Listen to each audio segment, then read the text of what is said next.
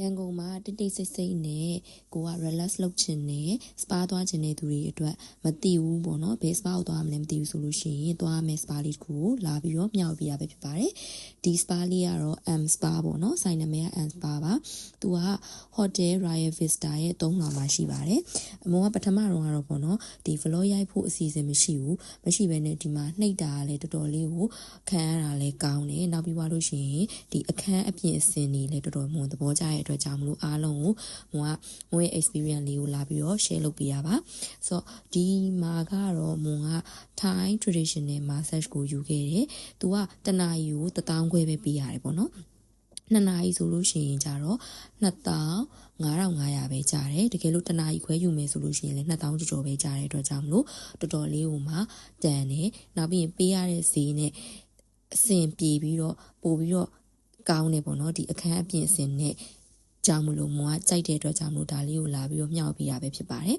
ဒီမှာတော့လေမွန်ကခုနပြောသလိုမျိုးပဲပေါ့နော်ဘလော့ရိုက်ဖို့အစီအစဉ်မရှိတဲ့အတွက်ကြောင့်မလို့နှိပ်ပြီးတော့မှဒီရိုက်လိုက်တာပေါ့နော်ဆိုတော့အခန်းထဲမှာတော့ဒီမှုရလေးကကြည်နေရတော့ရှိရပေါ့နော်ဒါကတော့အကုန်လုံးမွန်တို့နှိပ်ပြီးရဲ့အချိန်မှာရိုက်တာပါမွန်ကဒီမှာတော့2 session ပေါ့နော်2နာရီယူခဲ့တယ်ဆိုတော့အဲ့2နာရီအတွင်းမှာခေါင်းအစားချေဆုံး traditional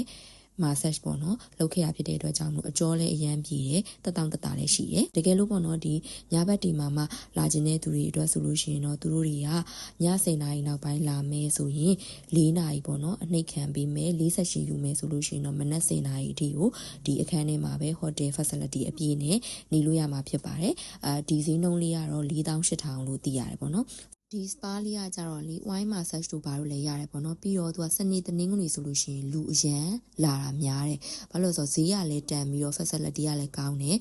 နောက် service ကလည်းတကယ်ကောင်းတယ်ပြီးသွားလို့ရှိရင်ဒီ massage ပေါ့နော်အနှိပ်ခံရတဲ့အချိန်မှာကိုကတော်တော်လေးကိုအကျော်อ่ะပေါ့နော်တကယ်ကိုပြေတဲ့အတွက်ကြောင့်မလို့လာတဲ့လူအရန်များတဲ့အတွက်စနေတနင်္ဂနွေသွားခြင်းတဲ့သူတွေဆိုရင်တော့ booking ကိုကြိုတင်ပြီးမှသွားကြပါလို့ပြောချင်ပါတယ်ရှင်အားလုံးကျေးဇူးအများကြီးတင်ပါတယ်